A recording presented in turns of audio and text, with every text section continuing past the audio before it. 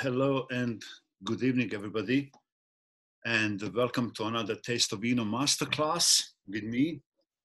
I'm going to give another 3 or 4 minutes for the rest of the people to join us, and I might use that time really to introduce myself for some of the people who are joining first time. So, my name is Mario Sehic. I am certified sommelier as well. So, food is very important with wines for me, and we're going to talk about that as well, about the importance of food tonight. I also hold diploma in wines and spirits by London's WSET. That's kind of fairly serious qualification globally. It took me nearly 4 years of hard drinking / tasting to get that. So that was not easy. And tasting is a big part of learning about wines. So we're going to talk about tasting wines as well tonight. So my main job is basically connected to Croatia, to Dubrovnik. For the last 9 or 10 years, I'm doing wine tasting tours in Dubrovnik and around, wine tasting events and lots of other things. So as you can imagine, this year has not been really good for that kind of work. So kind of new projects has been born out of that because I had lots of time on my hands. So importing wines now through Taste of Vino from Croatia, and also this virtual masterclasses. But also another exciting project is competition site, but not any connected, of course, to wines, with main prizes like Chateau Lafite 2000 and once in a lifetime wine holiday to Croatia. So lots of exciting things in these not so easy times. I do hope that all of you got samples. Some of you might have noticed that samples came as a baby, wrapped in a baby nappies or diapers. I use that for a number of years now, especially when traveling by plane. I never had a problem with that. Once there was leakage, but baby nappies do the job, or diapers, as they're supposed to. People are really worried when they're traveling and putting their wines in their suitcases, wrapping with clothes and bubble wrap and this and that. But baby nappies, you can buy them in any supermarket shop, and they really do the job perfectly well. So that was the reason that some of you have that samples wrapped in baby nappies. It's a good tip, I think. So tonight's Croatia masterclass. Autumn is here. We have 6 wines to taste, but as always, I will include a little bit of other things which I think are very important when we come to tasting of the wine. So I have some slide presentation prepared for you now, and I'm just going to share the screen now, and we're going to start from there. Basically, hope that all of the people have joined so far, and hope that all of you are here. You can notice chat box which you can use to chat and tell me and tell other people your impressions about wines, or what wines you are liking or not. And also there is Q&A question mark box there, and that's to be used towards end of the this masterclass. So any question you might have, I will address that towards the end of the masterclass. So hope you are ready. Hope your wines are in front of you, and let's start slowly to check what we're going to be discussing tonight. So Croatian wines are now making big waves. A couple of months ago at London's Decanters tasting, Croatia scooped over 200 different medals. Still very few people know about Croatian wines. We have kind of interesting situation that Croatia is emerging as kind of a new wine country, which is not correct, as winemaking in Croatia has been going on for a very, very long time. Some 2,500 years that we know of, started firstly in what's today island of Vis, and that slowly spread towards inland and further up north. So very long history of winemaking in Croatia. Whoever came throughout history down there, Illyrians, Romans, Greeks, they all have been making wine because climate and soil is just perfect for winemaking. So climate actually is really, really important. You can see here map of the Croatia. Croatia actually look as the boomerang in that shape. Croatia have huge, fantastic coastline, lots of islands, more than 1,200 islands. And most of that coastline is dominated by hot Mediterranean climate. And that is much more suitable for production of red grapes and red wines. Climate is actually so important. Climate will decide style of the wine, not us. Climate is actually one of the most important factors in regards to the style and quality of the wine. Northern part of Croatia, east and west of capital of Zagreb here, big wine growing regions, and majority of the wines produced there are white. A reason for that is again climate. Climate in northern parts of Croatia is continental, meaning hot summers but very cold, bitter winters with lots of snow as well. We occasionally make ice wines there as well. So two very different kind of climates within Croatia. Grape varieties, Croatia have been blessed with more than 100 indigenous local grape varieties. You can see here 3 grape varieties are dominating in Croatia. That's Graševina, that's the first wine we're going to be tasting tonight. Also Malvasia from Istria here, this part, and Plavac Mali. We're going to taste Plavac Mali, but not Malvasia Istriana or Istarska tonight. And also you can see some international grape varieties here, but this blue bit here tells you about others.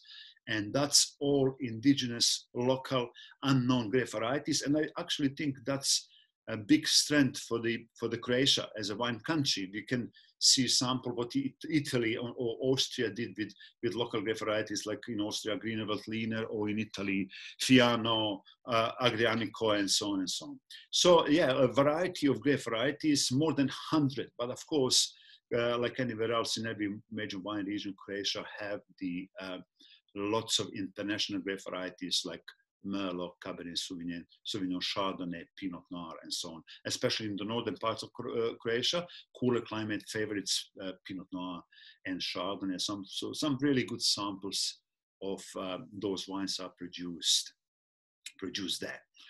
So lots of people don't know about Croatia. Croatia had been a kind of in very contradict situation. 2,500 years of winemaking in those parts of the world. But just in the last 30 years, Croatia is emerging as a kind of new wine country. Croatia had been part of Yugoslavia for a very long time. And under that time, system was very different than today. All of this now 6 small independent countries, which used to form former Yugoslavia, like Slovenia, Macedonia, Bosnia and Herzegovina, Croatia, Serbia, and Montenegro. All of them always have been wine producing countries as well. So Yugoslavia produced lots of wines under, of course, Yugoslavia label, Yugoslavia name. Obviously, the thing at that time was Yugoslavia built huge number of cooperative wineries.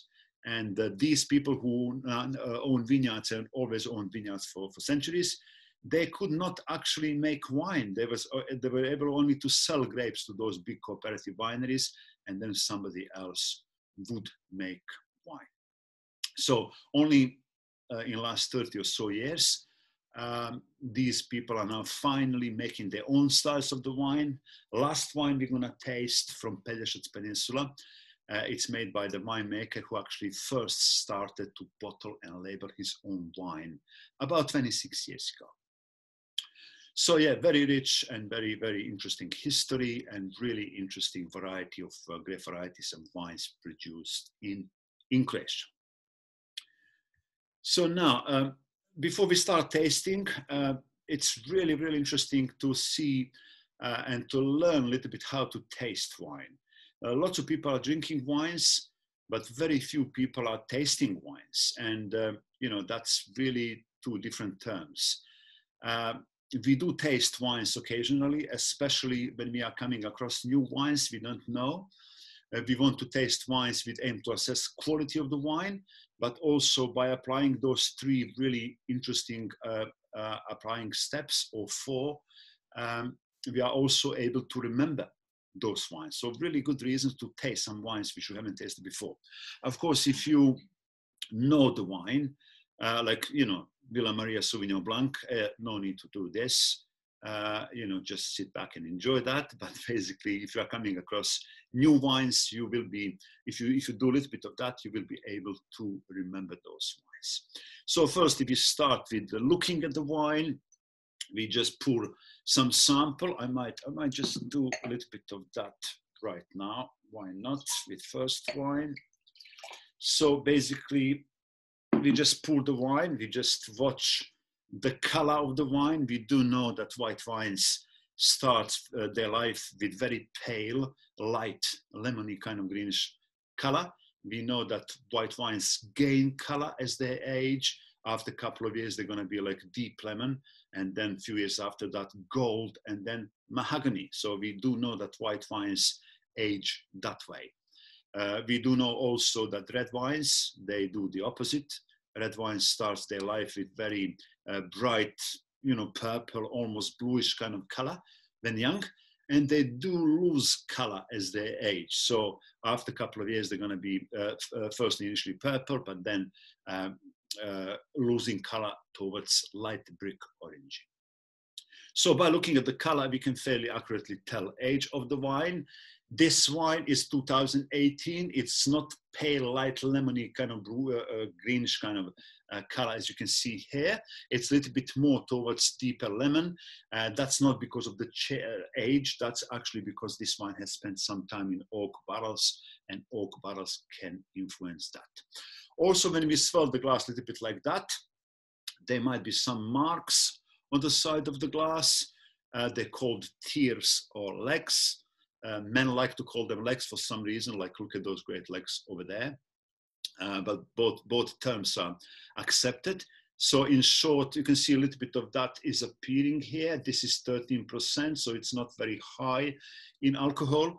So basically more of these legs or tears you can see in your glass, more alcohol in dry wine. So they are indication of alcohol. So basically we can get lots of good information just by looking at the wine. Next step is by far the most important part, and that's to use our sense of smell. Now we do know that we can lose sense of smell thanks to this coronavirus. So good thing would be to open some wine every day and just to check, can you smell it? If you can, then you are not coronavirus infected.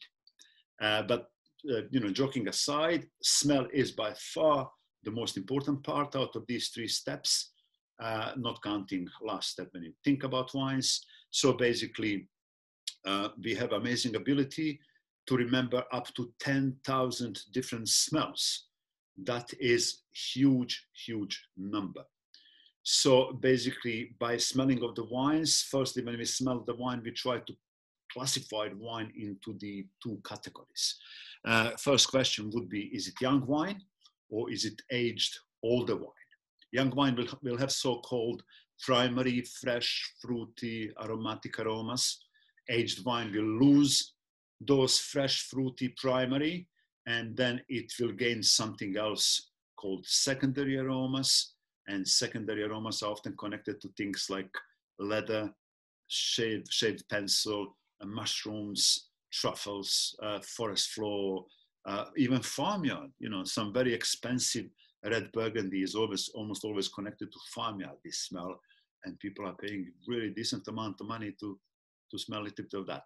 But yes, smell will tell us a lot about wines. Now, for example, I smell this wine, and then it appears to be fresh, primary, fruity, aromatic. Now I'm trying to ask myself what kind of fruitiness, what kind of vegetable aromas, whatever I think I can smell. And just by shortly describing that to myself, that's the way how I remember all of these wines I taste. So same goes for the older aged wine. Now, third step would be finally to taste the wine. Mouth compared to nose, it's very limited. We can taste only 5 things in the mouth. And as you can see here, we can taste acidity and saltiness, and center for that is very tip of the tongue, nowhere else in the mouth.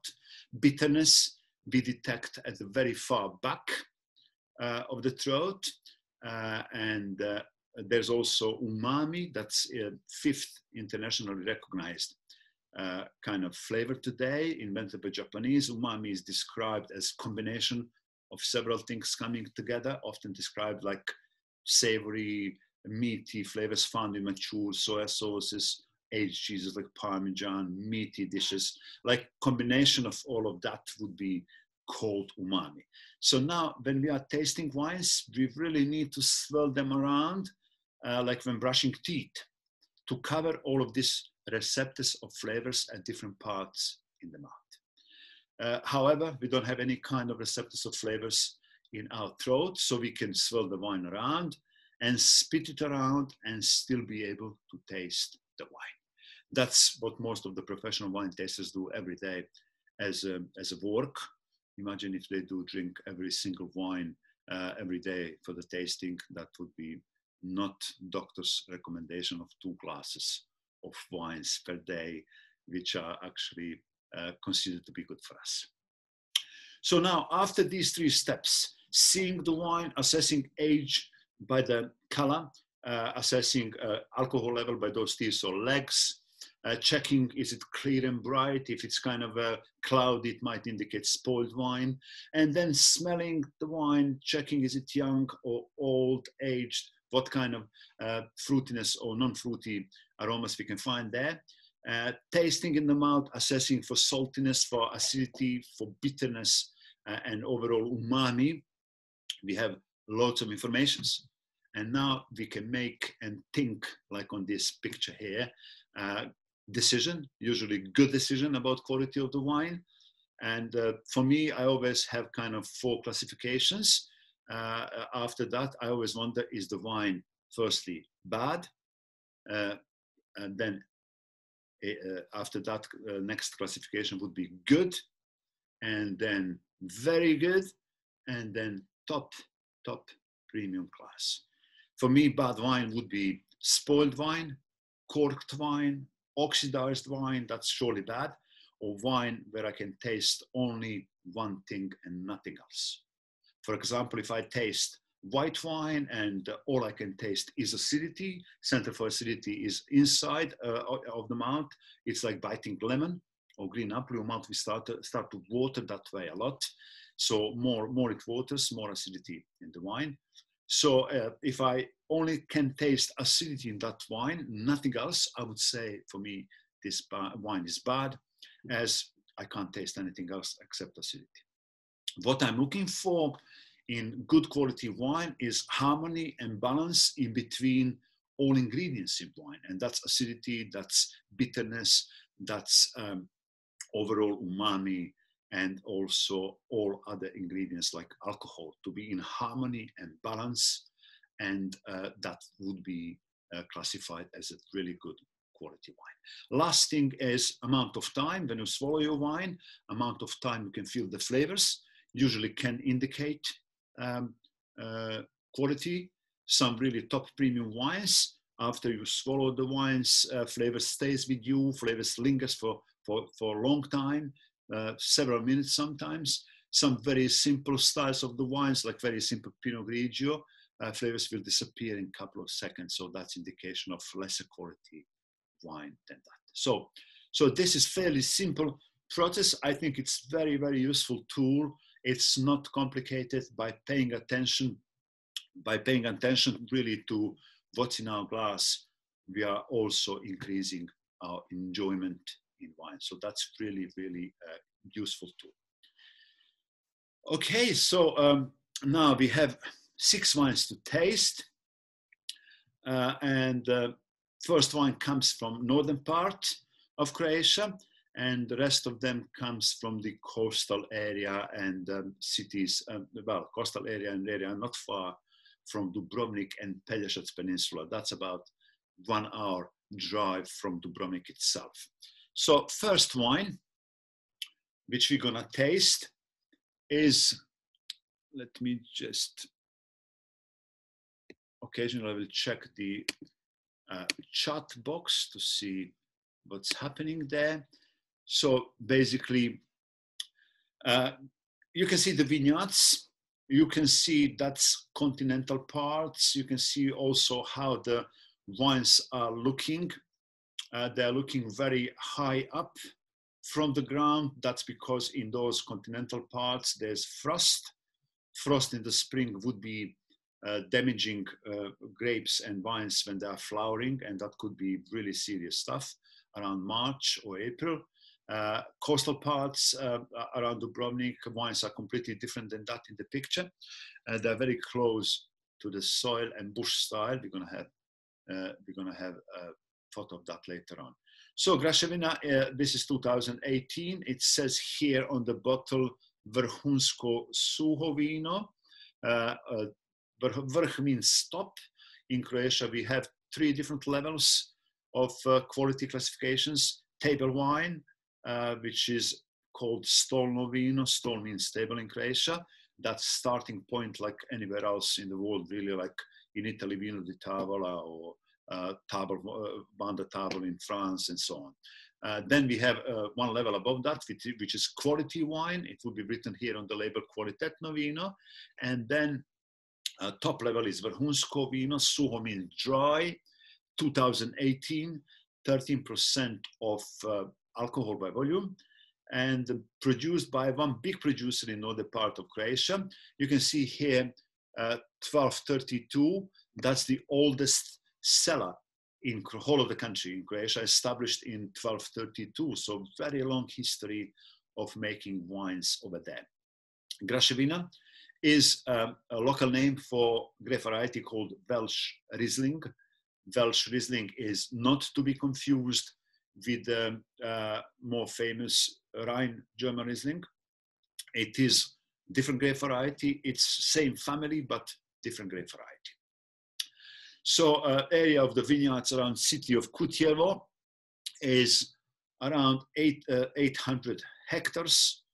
And Graševina or Welsh Riesling is produced, it's not native to Croatia, it's produced in Hungary, in Slovenia, in Germany, in Italy as well.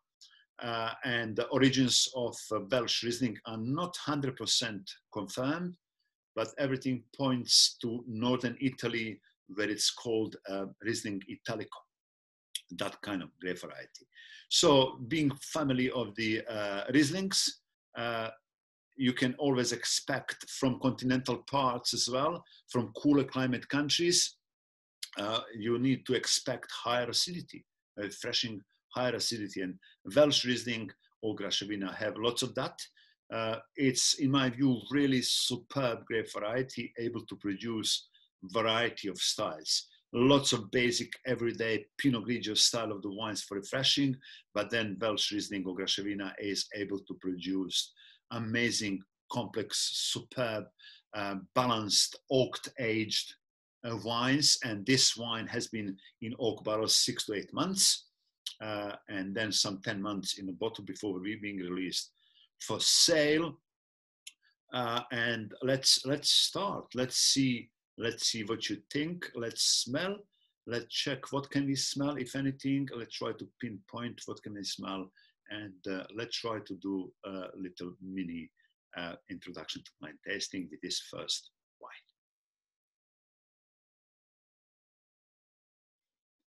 So this is obviously fresh, fruity, young wine. Obviously, the fruitiness. For me, this smells like ripe fruits, like maybe peaches, apricots, touch of spiciness from wood, from oak barrels, which are always influencing that. And it's pleasant, promising smell. So let's try to taste this and let's see what we think about this.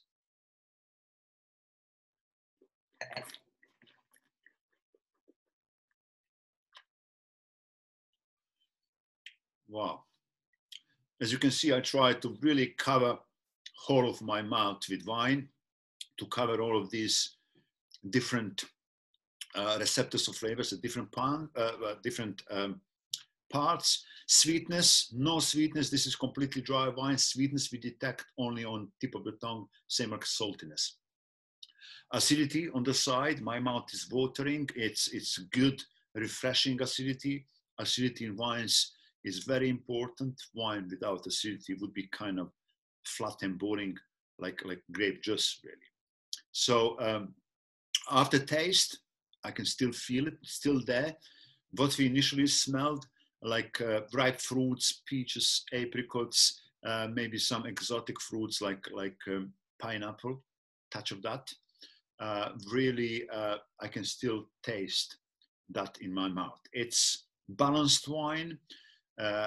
For me, balance is the key thing in assessing quality of the wine. Nothing really sticks out. Alcohol, generally, from really hot climate countries, alcohol sometimes can burn your throat. Tickling sensation, similarly like when you take small shot of vodka, but in smaller amount. So alcohol here is 13%. I think it's really well integrated, and aftertaste, I like that. So this is fuller, warmer style of the wine. I think it could be really perfect for this type of the weather, sunnier autumn days. And the type of the food which popped to mind, we're gonna discuss food and wine and main principles why some things are working better than the other. For me, this would be really good with some sort of smoked salmon, creamy cheese, maybe some prawns with some olive oils and things like that. So I will explain later on why I think in wine like this, that combination should work better when we come to the wine and food matching principle. So overall, I think this wine is out of that classification I was telling you, bad, good, very good, or top premium class. For me, this is very good. It's better than good. It's complex. It's promising. And I think wine like this can go for another 5 years, slowly changing towards secondary aromas, but keeping the balance and keeping everything else. So, what do you think? Can you let me know by chatting? Let me know if you think same like me, or let me know. We all have different kind of taste buds. We all have different preferences, but generally we can generally agree on more basic things. So if you have any comments, you can please put them in the chat box, and I can see it here. From Henry, it comes. It's too fruity. Well, as I was saying, we all have different taste buds and different preferences. Somebody, Catherine Bell is saying delicious. Can taste the apricots, similar like mine taste. Delicious, very comfortable. Really enjoying this fresh green apple. I agree with that. Vicky Randa is saying that. Her husband loves the balance on this, and well, balance is really the key. But this is not your typical kind of lighter style. This is one level below with more structure and more balance and more potential in regards to the food. So yeah, overall, we can agree more or less on this wine about everything. Yeah, I'm enjoying this wine a lot as well. But of course, with food would be much better. Okay, so delicious. And David said Dave likes Riesling and is enjoying this. Very nice. So overall, it is very enjoyable. It's slightly different. You can't really compare this wine to many different grape varieties. It's got that refreshing acidity, which is in balance, but also very enjoyable. Yes. So we can agree that this wine is really interesting. It's in my view very good. It's not top premium class, but it's better than good. All right, so let's try to go to the another wine. So another wine, we are going towards Pelješac Peninsula, and this is wine made by brother and sister company, Niko Bura and Marija Mrgudić, and Galeria is the name of this wine because this wine have a photo on the label, which is done by Mr. Niko Bura's daughter, and she is a painter. She is a professional painter living in Barcelona now. She finished all of that studies, and every year for this particular wine, Galeria, she changes and makes different label every year. It's like something like Chateau Mouton Rothschild, but at smaller level. Yeah, we know that Chateau Mouton Rothschild from 1961, very famous people are making label for him, including once at the time, Prince Charles. We know that he is amateur painter. Also Pablo Picasso did it, and lots of famous people. But this is on the more like family level. So Bura Galeria 2018 is actually blend based on Plavac Mali, but also it's including some interesting grape varieties. It includes one grape variety called Marcelin and also Cabernet Sauvignon. So a reason for that is blends are good. I love blends. Some of the most expensive wines on earth are always blends. Think about most expensive Bordeaux wines. They're always blends. Even white wines, they're always blends between Sauvignon Blanc and Semillon. So blending for me is kind of art, really. Idea of the blending is that each grape variety will contribute to the blend to produce, to add something to the blend. So Plavac Mali is really superb grape variety. It's considered to be the king of all red grape varieties in the country. Plavac Mali is very robust. Basically translated, Plavac Mali means small blue, as bunches of grapes are small, tight, and deep blue in color. And having thick skins, in the skins of the grapes we find always, red grapes, we find always tannins and coloring pigments. So you can imagine that basic Plavac Mali could be initially when young very tannic and very deep in color. Often in those parts of Croatia they would be called black wines, not red wines, because of that. So idea of this wine has been made by Antonia, Maria's daughter, and they are Antonia Mrgudić. She is 13th generation of winemakers. So she put here 75% of Plavac Mali, 15% of the Marcelin. I'm going to come to Marcelin as well. And the rest is Cabernet Sauvignon. So idea of this is Marcelin is a softer, cherry-orientated wine with less tannin, but more fruitiness. Marcelin is expected to add to this wine fruitiness. Cabernet Sauvignon is expected to add a bit of spiciness, and Plavac Mali is, of course, the backbone of this wine. So let's check this label again. So it's right here. I think it's beautiful. It's a seaside label, changed every year. So a bit of water, and let's check this wine. I'm going to tell you a bit more about Marcelin, as our third wine is Marcelin 100%. So let's see what we can tell about this wine. So this wine is, I believe, again, 13% of alcohol by volume. Yes, exactly 13% here. It says here Dalmatia.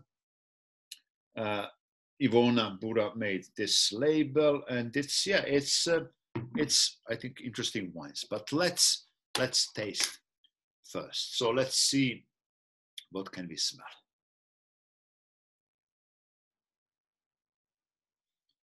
It's interesting. I can smell cherries. Maybe yeah, you know, that's Marcellan immediately for me. Plavatsmali is often connected to black fruits, blackberries, prunes, plums, dark cherries, but this is immediately towards cherries, red fruits, and some background of the black fruits as well. So it is fruity, promising, interesting. You can see those tears or legs here. It's not too many of them, but they clearly indicates it's not 12% alcohol by volume wine. It's a bit more than that. So let's taste this wine.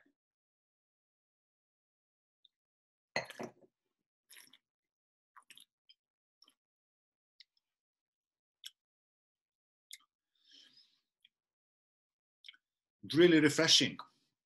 That's because of the Marcellan. When you swirl your wine around your mouth, that drying sensation when you cover the gums, that's tannins. There are 2 or 3 types of tannins. They could be really harsh and unpleasant in young red wines, or they could be soft and nice and silky. These tannins here are pleasant. It's not too many of them. Tannins are great with protein-based food. We're going to touch that later on. Overall, good balance, refreshing. This is kind of medium-bodied wine for me. It's not blockbuster, big wine. It's got medium body. It's got lively, refreshing acidity, and it's got really lots of fruitiness. Again, balance is right. Wine like this, I would be matching with possibly some cheeses, maybe some camembert or brie, or maybe some chicken dishes with mushrooms, that kind of things, creaminess. And reason for that, why I'm thinking that is, I'm going to explain when we come to the wine food matching principles. So let me check what you are thinking, and let's see. Okay, let's see. Yes, Gavin is saying it's delicious with brie. I hope you are having brie. Will and Claire are saying that. Gavin is saying can certainly taste those cherries. Yeah, I agree with that. Very nice. So generally, it is in the line what I'm thinking. Nice with light cheese. That's correct, and can really taste cherries. Catherine is saying that. Yeah. So, good idea that you have some cheeses in front of you. Nice with light cheese, yes. So I'm going to explain why that works when we come. Lovely with Comte too. Comte is not really hard aged cheese like Parmesan, for example. So with Comte should work as well. Yeah. So glad you like it. I like it too. It's really interesting wine. I would call this like introduction to Plavatsmali, really, because Plavatsmali is serious grape, and this combined with Marcellan and Cabernet Sauvignon produce something really soft and pleasant and enjoyable. Wine like this, I would really chill it down. I would chill it down towards let's say, generally red wines, 16 to 18 degrees Celsius. That's the optimum temperature that we know that wines are opening aromas in the best way. This wine, lighter red wines, like some light styles of Pinot Noirs, I would go a little bit further down, like maybe 14 to 16 degrees Celsius. It could be much more enjoyable that way. So, yeah, really, really interesting wine. Let's move forward. Okay, so this is interesting label. L'amour, we know about l'amour, don't we? Love. So one traditional winemaker. Let's see, l'amour, and this is produced on Pelješac Peninsula, not very far from the best vineyard in whole of the country, actually, in whole of the Croatia, called Dingač. Some of you probably have been there with me. This is in more continental part, not right next to the sea. And this winemaker loves that opera, French opera, which have the settings in Spain. French composer, and what was the name? It will come back to me. And you can see the flamenco dancer on the label, and there's a part of the opera called L'Amour. I forgot the name. It will come back to me. So this is Marcelin 100%. So Marcelin is, again, French grape variety. French are really, they don't realize how lucky and happy they are. Most of the international grape varieties are French. They have pretty much everything. But I don't think that many, even French people, have heard of Marcelin. So Marcelin basically comes from southern France, from the area Languedoc-Roussillon towards Spanish border. And it's a Marcelin is actually a cross. So it has been made in 1961 at the institute over there in Languedoc. And it's crossed between Cabernet Sauvignon and Grenache. So basically, Marcelin loves sun. So Marcelin for lots of years has been used only as the blending partner in southern France. So now area on Pelješac Peninsula is very well known by people who were sailing. The Carmen, opera Carmen, it came back to me. Area around the city of Potomi on Pelješac Peninsula, whole of that part towards Orebić, towards Korčula Island is very well known, and still today and in the past as well, by sailors. People are really from that part of Croatia, fantastic sailors. They do, lots of cargo ships, captains, and all of that. And somebody must have brought that grape variety at some stage from southern France, from Languedoc. Touch of water.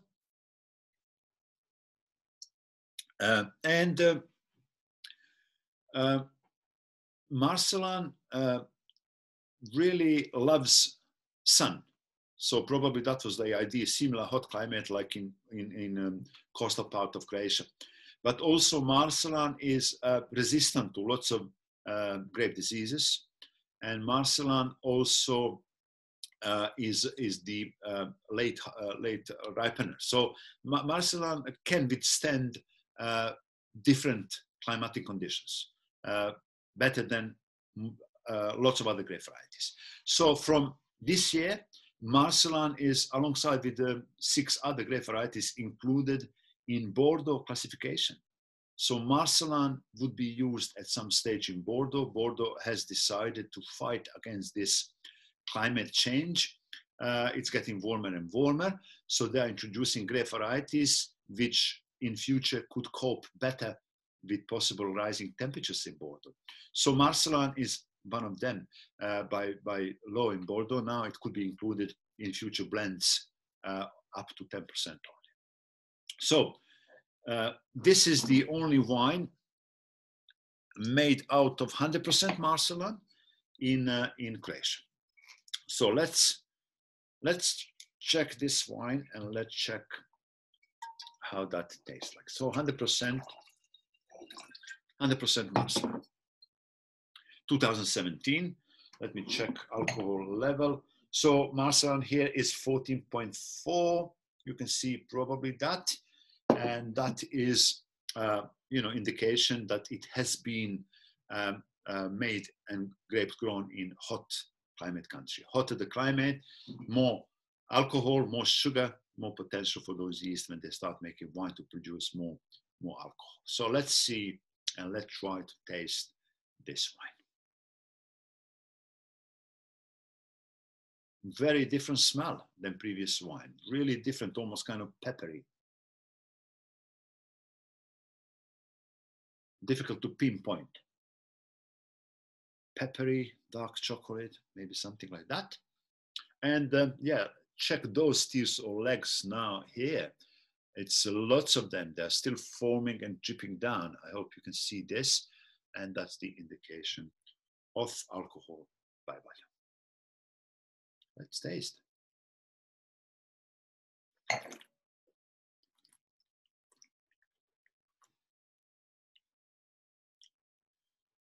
I like this. It's complex, refreshing acidity, but really lots of layers of the dark and black fruits behind. Unusual, different. You can't really compare it to some other grape varieties. It's certainly not in line with Cabernet Sauvignon or Merlot or Pinot Noir. It's got its own different character. I think it's unusual. I think it's different. And yeah, I like it. Let's check what you think. Let's check what you think. Very rich, full, says Vicky Rande. I love this one. Carmen by Bizet. That's correct. That's correct. Bizet was French composer, and this Carmen took place in Spain. So hence the flamenco dancer. High tannins, says Neil, and Catherine says very dry. So let's check again tannins. So the center for tannins are gums. So if you really, really want to know about tannins, and tannins make your mouth dry as well, you need to check it this way.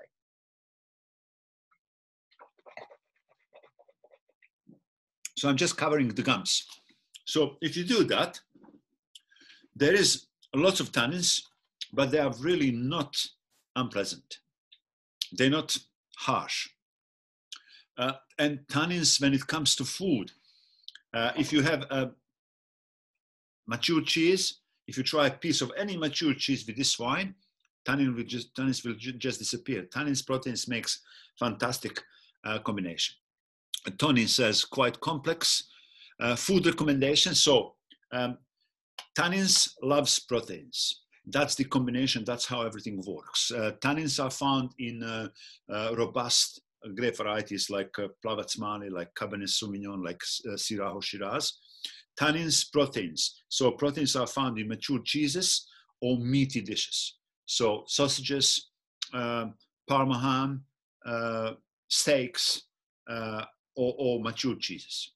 So that would be really good with this wine and for the next two wines as well. So yeah, I think this is food wine really. Cheddar cheese, Helen is saying she's enjoying that. I think that's really good combination. Cheddar and this wine, and I'll explain again why should work.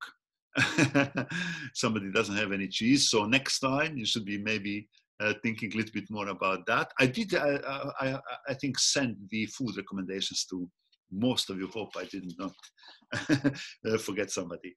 So yeah, I like this wine. It's different. It's unusual, and it's interesting.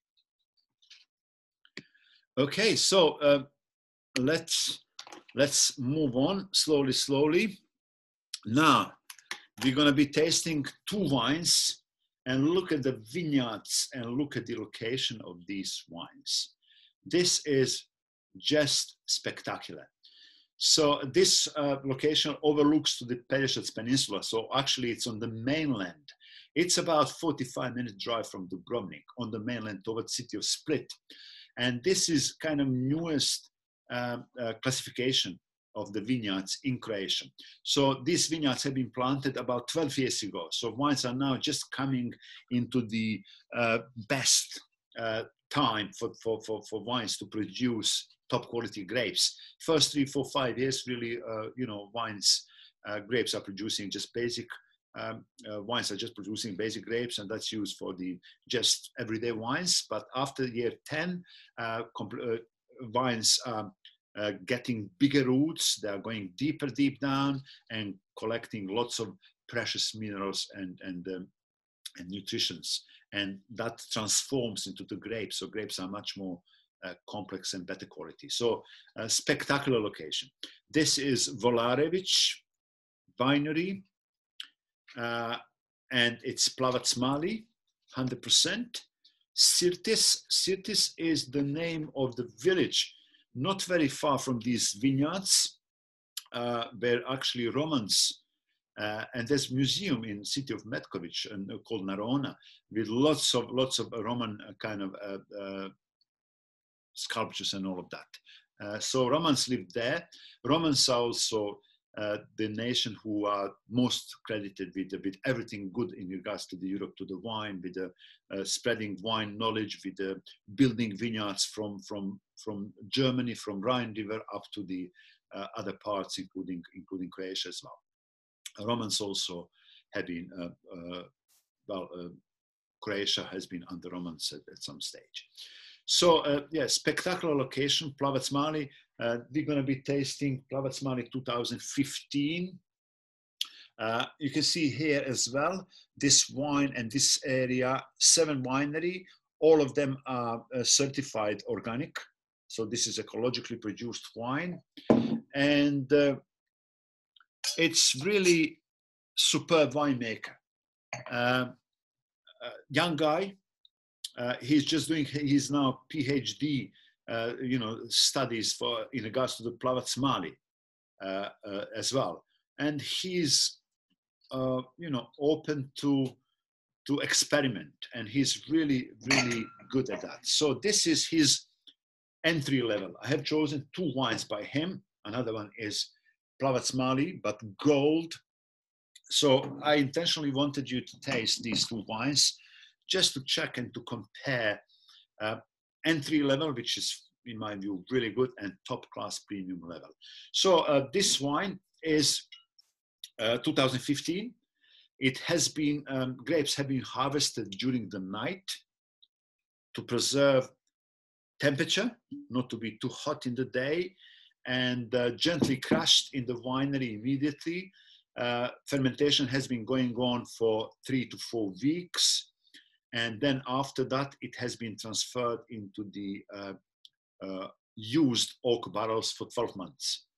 After that, it has been another year in a bottle before being released for sale. So this wine has got, in 2017, it has Decanter Silver medal. So let's check about this wine.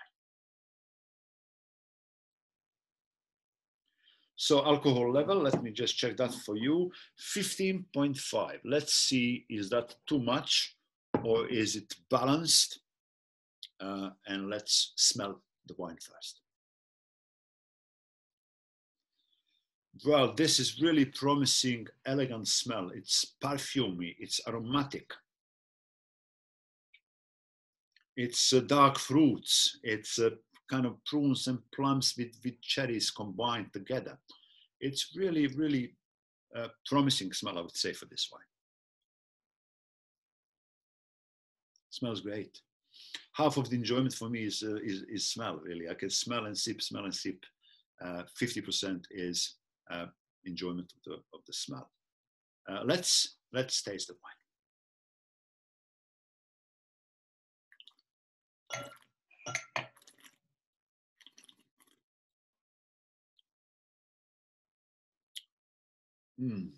Eating cherries. This is like eating cherries and dark fruit.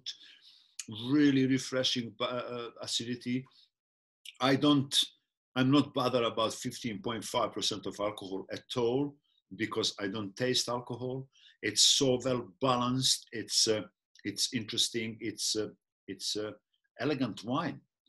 So you can make wines elegant with 15.5 alcohol, and this wine is proof of that. Long-lasting aftertaste. Tannins are now dropping off. You see now, when we know that coloring pigments and tannins are found in the skins of the red grapes, over a period of time, when wine ages in the bottles and it's closed with natural cork, a little bit of oxygen can come in there and help that process of maturation of the wine. So tannins are dropping off and coloring pigments. So that's why red wines loses color as they age. So one of the reasons we decant old red wines is to separate those tannins. During that period as well, wine loses color from purple to ruby to lighter shades towards orange brick. So I really think this is delicious wine. Let me see what you think. Okay. Okay, so Neil is saying strong smells, almost eye-watering, could taste strong fruits. Yes, much less tannins. Yes, that's correct. Very enjoyable, Vicky is saying. Favorite so far for her husband. Hope it's favorite for you as well. A bit dry for us. Yes, dry. Most of these wines, all of these wines are 100% dry, which means no residual sugar left. So that's today's trend as well. Majority of the wines produced globally today are dry, and reason for that is food. So 100 years ago plus, nobody would touch dry wine. Fashion was sweet. So some sweet wines like Tokaj from Hungary, Sauternes from France, ice wines were served all over the place. But I imagine 100 years plus ago, food was not as important as today. Now we have a number of top-class Michelin star restaurants, and we need dry wines to combine with majority of the food. Now, when it comes to sweet wines are great, but some of the best wine matches in wine and food matching for me would be sweet wines, especially with smelly blue cheeses. Think Port and Stilton. That's classic. So let me see what else. I had it with Parma ham. Yes, Parma ham should take away the dryness and tannins. Love the smell, says Catherine. Helen is saying, you are right, can't taste the strong alcohol level because it's so well balanced. So good with cheese, too much for me on its own. That's really good comment. I don't think any wine has been made to be consumed on its own. I personally believe that throughout history, a majority of the wines have been made with thinking about food. Even today, if you go to any wine producing country, best bet is local wine with local food, because that's what people have been mastering over the centuries. So food is the key, and we're gonna discuss that as well. Very long aftertaste. Again, that's from Neil and Jenny. Yeah, it's indication of the good quality. I can still taste it in my at my back of the throat. Absolutely delicious. So this wine in 2017 has got 90 points by Decanter. Decanter's tasters in London. Okay, so glad you like it. Let us move on. Let's see now the gold edition. So difference between this wine and gold is, again, gold is now 15% alcohol by volume. It's 2016. 2016 was a fantastic year in Croatia for wine, perfect climatic conditions. You know, the hearings, good vintage, bad vintage. Vintage is just posh word for the climatic conditions of that particular year when the grapes are picked. So perfect conditions would be described as lots of spring during the winter months, some spring in the, lots of rain, some rain in the spring, and then no rain, if possible, especially until harvest, around a month and a half around harvest especially. So that was 2016 over there. So difference between these two wines is this wine has been, it's made only in exceptional years, not every year. It's a later harvest picked, so grapes are more riper. It's in new oak barrels, aged for 24 to 36 months. So longer aging, more influence of the new oak barrels. And it's Volarevich top premium best wine that he makes. Again, this one has won silver in 2018. So let's check this wine and let's see, can we compare the two? Okay, so let's check and let's see and let's try to compare. It would be good if I mentioned that we should have two glasses just to compare it next to each other, but still it's one after another, so it's not not too far away. So let's smell.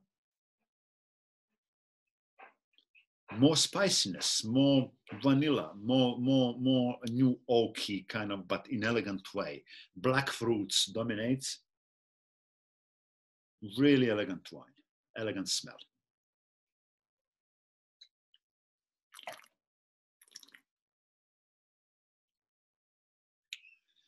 Wow, all about black fruits, sweet spiciness. New oak barrels does that. Attention to details, sorting in the vineyard and in the winery before pressing grapes. I think it's top premium quality wine. Out of those four classifications I was telling you, bad, good, very good, or top premium class, it's a top premium. I hope you agree with that. Maybe I'm talking too much. I hope you are good with time. And let me just check what possibly you can say about that. Sweet, this is Neil is saying much sweeter. So this is dry wine, but it's got lots of fruitiness. Sometimes we could be tricked easily with lots of fruitiness thinking it's sweet, but it's not. This is dry, but it's lots of fruitiness. Tannins are there, but they are silky, they are nice. And Brendan is saying our favorite so far. My favorite too so far. Plum and jam bouquet is from Vicky. Very round and delicious on the palate, lovely. I agree with that. A little dry but fruity. Yes, it's completely dry. Completely dry, and that's the point. You know, you just have to imagine a glass of this wine with steak. And that would be really, your rainy day in UK would be very enjoyable. Best one so far, Matt is saying. And Alma is saying, reminds me of Zicada. Zicada is post-stup Plavac Mari 100%. I think this is slightly different than Zicada. Zicada is great wine, but it ages in old oak barrels. So no influence of this spiciness, this vanilla, this kind of perfumey smell. No bitter aftertaste. Natalie is saying lovely. Yeah, no, I think it's just really, really good wine. I agree with all comments, really. Yes. Okay. One more wine to taste. I hope you are not in rush. 6 wines. We are a little bit over time, but we are not fixed to anything. It's Saturday, so hope you're okay with that. So last wine we're gonna taste today is Stagnum. Stagnum is a Roman name for City of Stone, where famous salt factory is based. Again, Romans, connected to Romans. It's made by Miloš family. I was telling you that Miloš was the first winemaker to bottle his own wine after Yugoslavia time, some 26 years ago. And Frano Miloš, he is a very unique winemaker. He's not only winemaker, he's one really recognized poet as well. And also he enjoys taking photos, almost like in a professional way. So he's very talented from, lots of different sides, but this wine is his top premium wine. His philosophy about wine is very different than any other on that Pelješac Peninsula. All of his wines are aged for a very long time. This is 2009. His premium top quality level Stagnum spends 4 years in old oak barrels, Croatian oak barrels. Croatia is making having oak in Slavonia, not to be confused with Slovenia, which is a different country. Slavonian oak is preferred by top producers in Italy of Barolo, Brunello, and so on for years, many years now. And he's using old oak barrels in his cellar. If you come, down there at some stage, you have to see his cellar. Some big oak barrels from 1941 he's using for his premium wines. So this is also first iconic Croatian wine that has reached 200 kunas price, over that price. before any other wines in the short history in the last 30 years in Croatia. That's about 30 euros or so. And aging 4 years in old oak barrels, 4 years in bottle before being released for sale. Now, 2009 was amazing vintage. 2009 was considered by many people to be the best vintage in the last good number of years, maybe 50 years or so. Perfect climatic conditions. You can also see his vineyards here. They're not right next to the seaside, but they are about 1 mile, mile and a half directly lined to the not far from sea. You can see the wines. Plavac-Mali is very like bushes, small bushes, very close to the soil. You can see very poor limestone-based rocky soil as well, which is great for Plavac-Mali. Plavac-Mali loves that. And and this is made from old wines, 35 years old wines plus, meaning more concentration in grapes. So let's try this. So this is now 11 years old wine. Let's check how wine changes in color, but also in smell and taste. And you can see immediately it's going towards mahogany already. And this wine is 15% of alcohol as well. So now after 11 years, this should be silky smooth. We should taste some secondary aromas, maybe some truffle mushrooms, maybe some leather, maybe some pencil. Let's see what we can smell and taste. Oh, this smells, reminds me of some really old Barolos. It's really interesting, unique, different smell of aged wine. Plavac-Mali 100%. Superb, complex, soft, elegant, secondary aromas.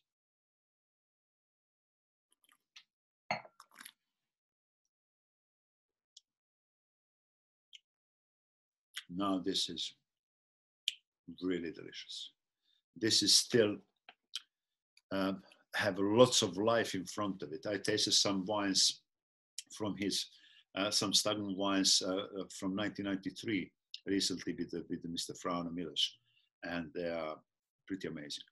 So let me see what you think. Okay. Okay, nobody's in a rush, Helen is saying. I can smell oak, earthy flavor. Earthy flavors are secondary aromas. Smells like leather, yes, but in a nice way, earthy, leathery, amazing, nice with olives. So this wine also should be really good with truffle cheese. So if you have truffle oil, olive oil, bit of really important thing is to be mature cheese. That would be really, really fantastic.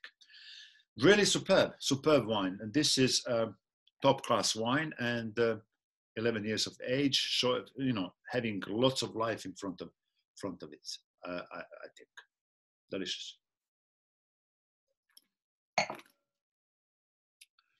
Leather, yeah. Okay, Ida and Henry are saying favorite so far. I can see why. Yeah, I think it was really interesting selection. I hope you enjoyed each wine differently. But then I can't stress enough importance of food. So why some recommendations goes well with some other things. Let me try to explain that. So a long time ago, the main kind of parameter in wine and food matching was red wines with meat, white wine with fish. And that was kind of more or less, everything. That is not important anymore. What is important is acidity in wine needs acidity in food. Acidity in food tends to bring acidity in wine down, so wine tastes less acidic and more fruity. Best sample for that would be these oysters with lemon, and often we would serve fresh oysters with champagne if they are served with lemon. Of course, champagne is a great start of the wine, but the main reason why we do that is champagne have always, or sparkling wine, always high acidity. So second thing to consider is body of the wine or weight needs similar body of the food. So that's why first wine I was talking about Grashevina. It's medium bodied.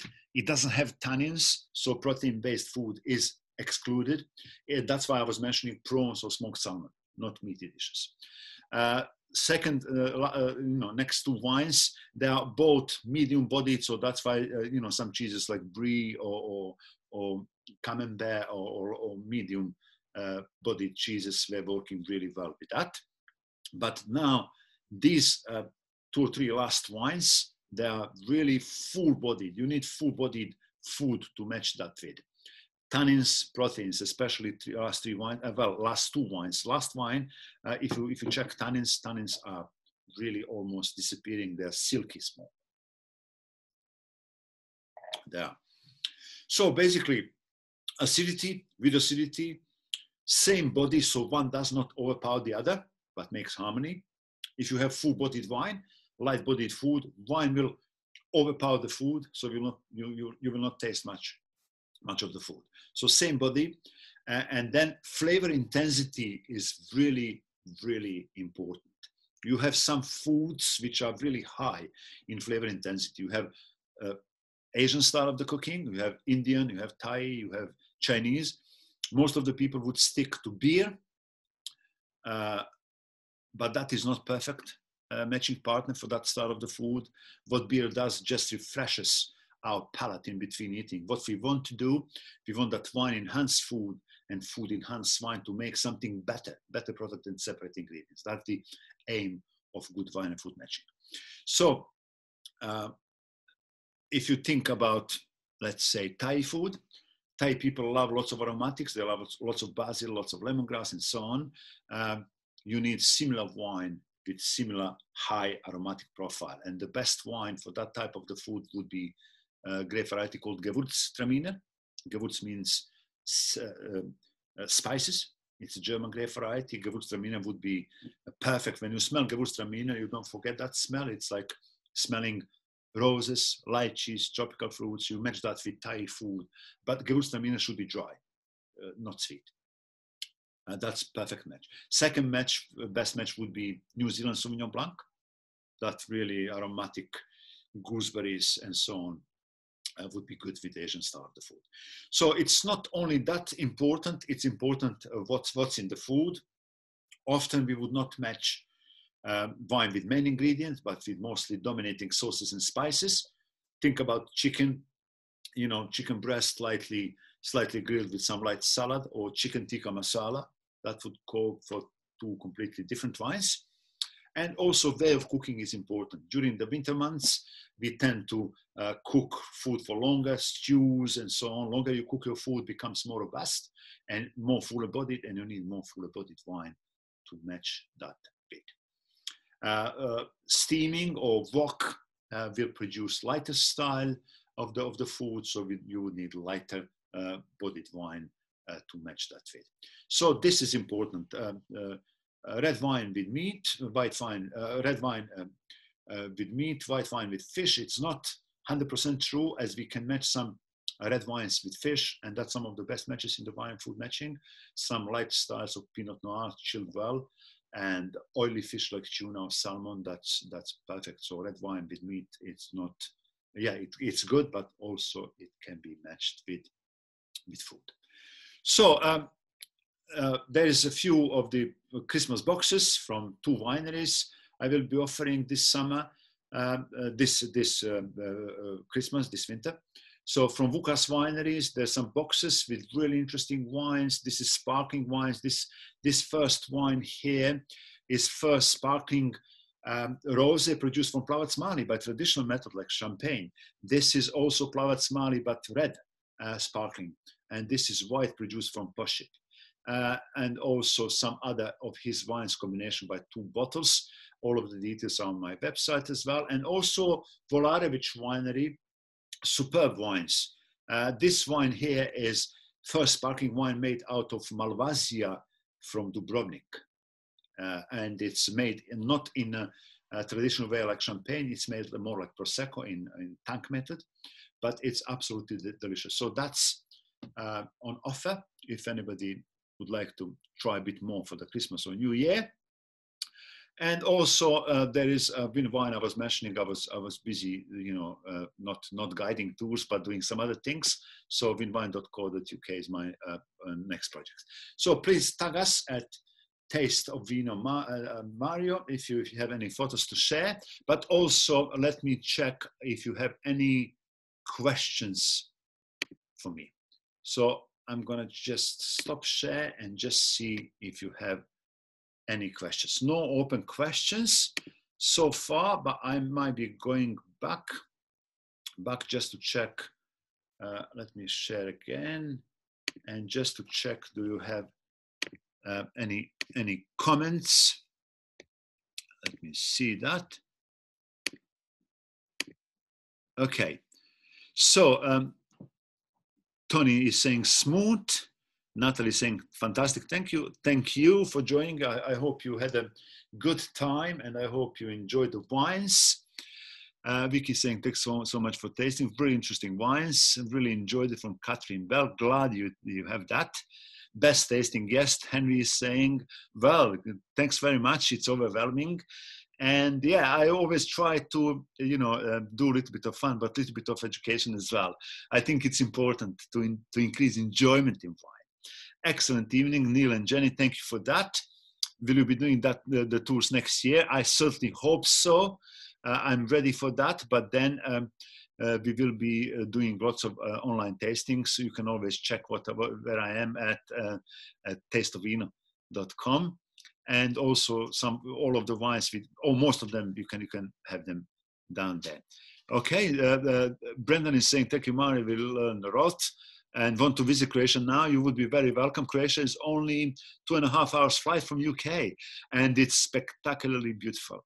And it's just overwhelming. Well, I will be doing this again. Catherine is asking. I will send you notes. Loved learning. Which wine was your favorite? I had actually 2 favorites. Last wine, which I think is quite exceptional, and this gold Plavec Mari. I love that style, especially in winter months, in autumn months, when you need that style of the wine to warm me up. Christmas wines are on the website right now. And also send me a message and let me know what you're interested, so I can maybe arrange whatever. I will be doing one more tour before Christmas. And Gordon is saying thank you. 4 or 5 are the best. Number 4 and 5, yes, from same winery. And David is saying, thank you for super tasting. Lovely to learn more. Okay, glad you enjoyed it, guys. I hope to see you soon. It's early hours on Saturday, so presumably some dinners coming up your way. And you have wines, 4 and 6 for you, okay? That was my choice as well. Love your glasses, okay? My wine glasses. Just joking. Okay, so... thank you very much for joining, and I hope to see you soon. And I will be in touch. And you please let me know if you like any of the wines. I will, try to sort it out. Okay, enjoy your evening.